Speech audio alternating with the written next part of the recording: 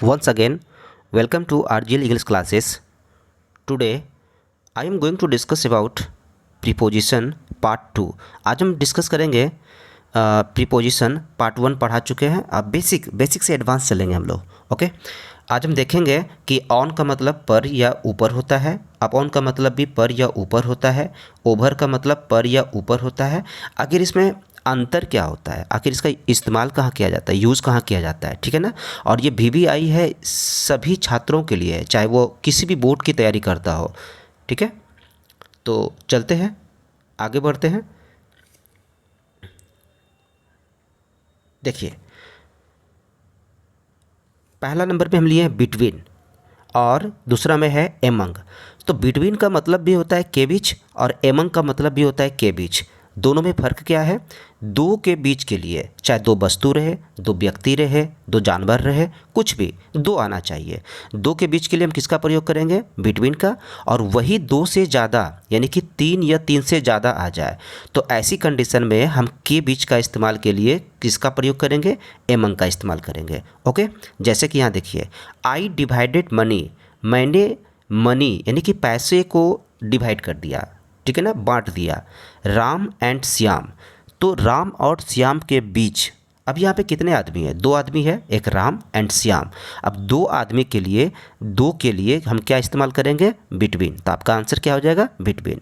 Mister Modi was delivering a speech, यानी कि mister Narendra Modi जो है ना भाषण दे रहे थे डैश द पब्लिक, पब्लिक के बीच में। अब बताइए कि पब्लिक के बीच में तो पब्लिक कितना होगा?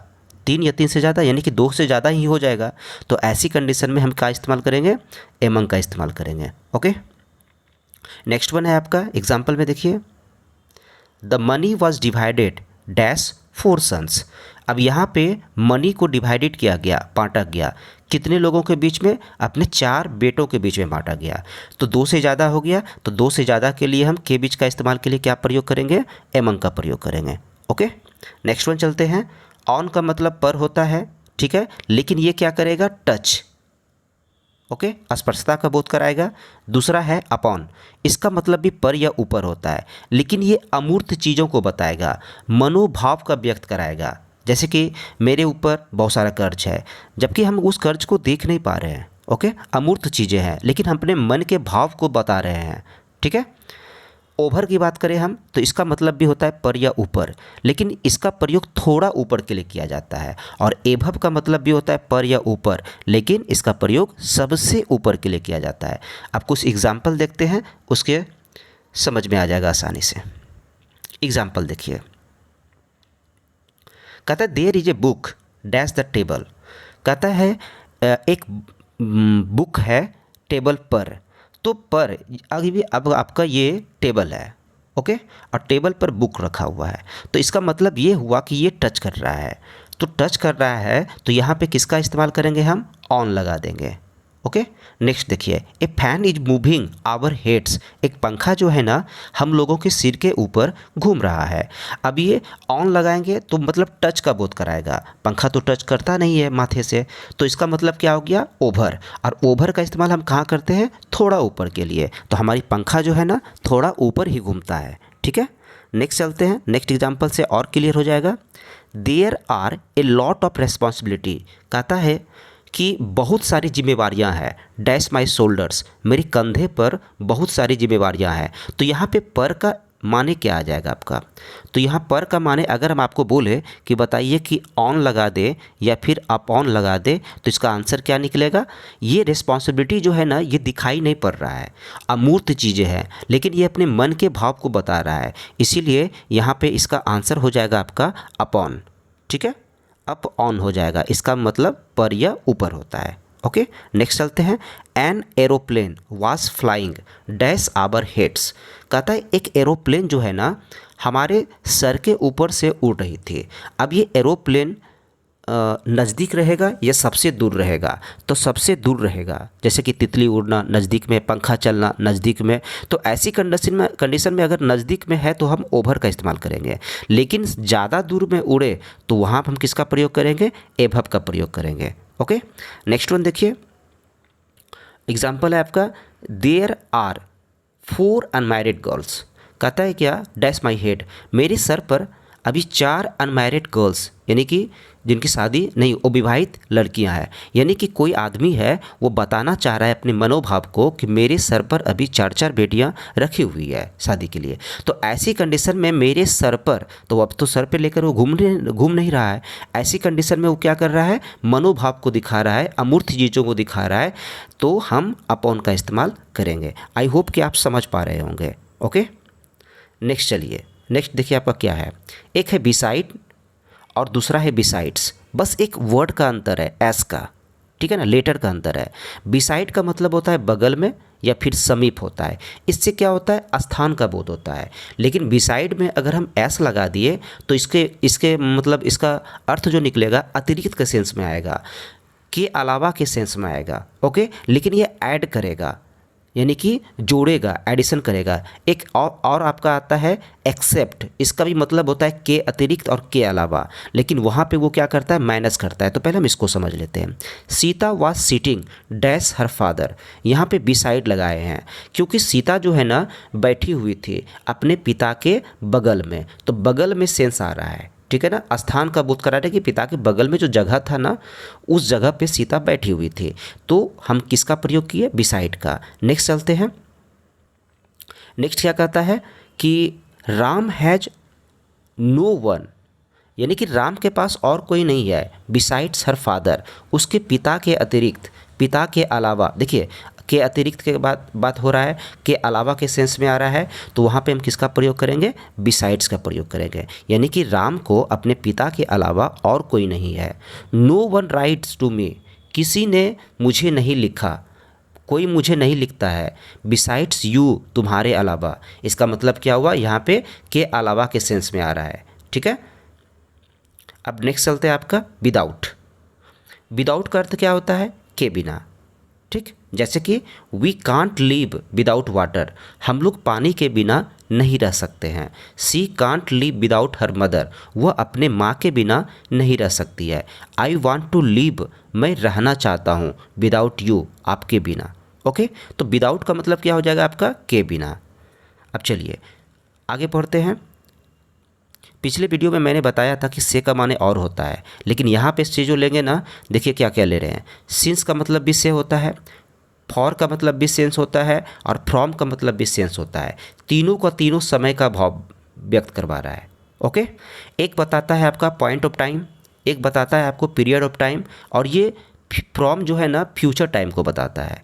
तो यहाँ पे नोट में लिखे भी हैं कि फ्यूचर में सिंस की जगह जहाँ पे सिंस लगना चाहिए वहाँ पे सिंस नहीं लगता है, तो उसकी जगह पे किसका प्रयोग करते हैं हम, फ्रॉम का प्रयोग करते हैं। इसको हम डिटेल्स में समझते हैं थोड़ा। अब देखिए हम कहाँ पे फॉर और कहाँ पे सिंस लगाएंगे। तो सबसे पहले हम एक ट्रिक्स अपनाते हैं। घड़ी को लेते हैं, घड़ी को अपने मन में रखते हैं और देखते हैं कि घड़ी में सबसे पहले क्या बजता है, सेकेंड। तो हम अगर बोले कि 5 सेकेंड से, तो आप सीधा सीधा लिख सकते हैं 4-5 सेकेंड्स। कुछ सेकेंड मिलेगा तो मिनट बनेगा, 10 मिनट से तो 4-10 मिनट्स, कुछ मिनट मिले तो घंटा बनेगा, तो 2 घंटे से तो 2 आवर्स। अगर कुछ मतलब घंटा मिल जाए तो दिन बनेगा। उसी प्रकार हम बोल सकते हैं 2 दिनों से, 4 दिनों से, तो वहाँ पे किसका प्रयोग करेंगे, हम फॉर का प्रयोग करेंगे। अब कुछ दिन बनेगा तो सप्ताह बन जाएगा, कुछ दिन मिल करके, तो सप्ताह से यहाँ पे लिखा गया है तो फॉर वीक्स हो जाएगा।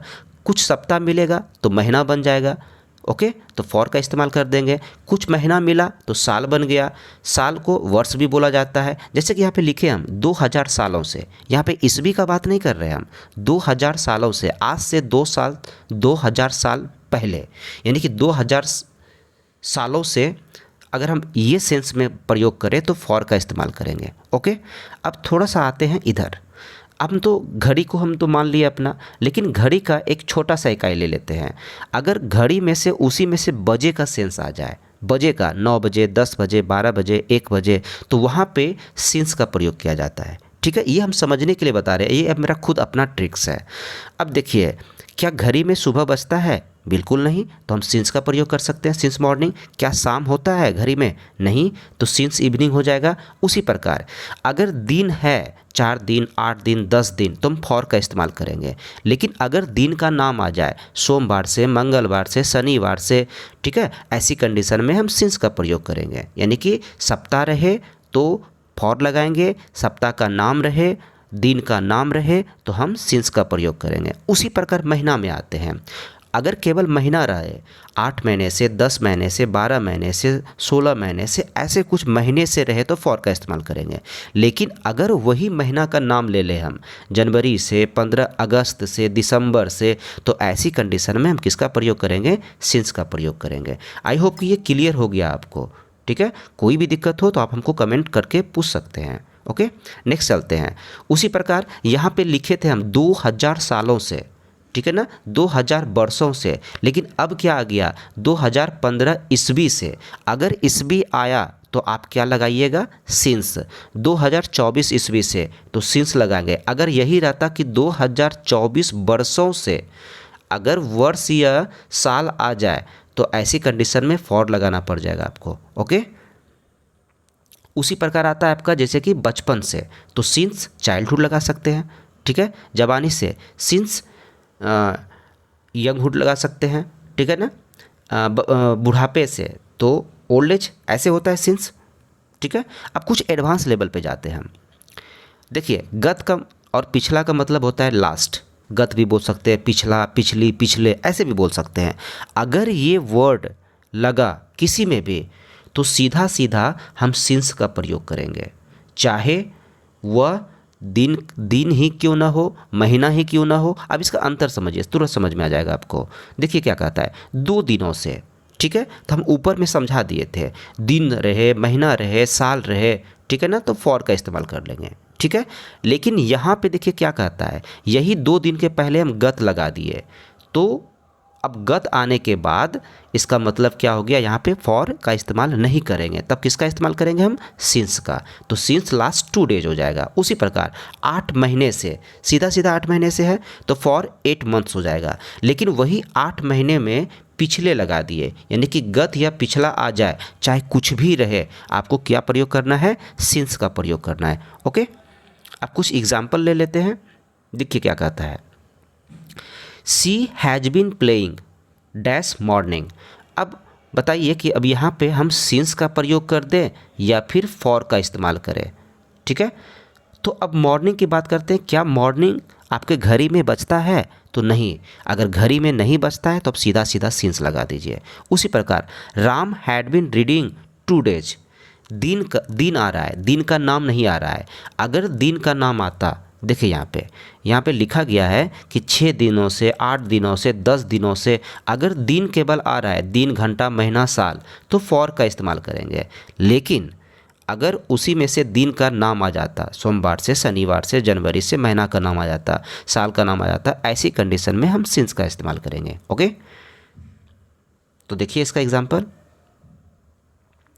तो Ram had been reading 2 days, तो क्या लगा देंगे हम? फॉर का इस्तेमाल कर देंगे। नेक्स्ट है I shall have been doing this work dash Monday. अब आपको हम बोले कि बताइए फॉर का इस्तेमाल करें या फिर सिंस का इस्तेमाल करें या फिर फ्रॉम का इस्तेमाल करें, तो हम आपको बताए हैं। यहाँ देखिए शैल और विल की बात कर रहा है, तो इसका मतलब है कि सिंस का तो प्रयोग होगा ही नहीं। लेकिन यहाँ पे कहता है मंडे, ऐसे तो सिंस आना चाहिए, लेकिन फ्यूचर में सिंस की जगह हम क्या बताए थे? फ्यूचर में सिंस की जगह फ्रॉम का प्रयोग करेंगे। ठीक है, अगर यहाँ पे शैल और विल नहीं रहता तो सिंस आ जाता। चूँकि यहाँ पे शैल और विल है और ये फ्यूचर में गया, इसीलिए हम यहाँ पे फ्रॉम का प्रयोग करेंगे।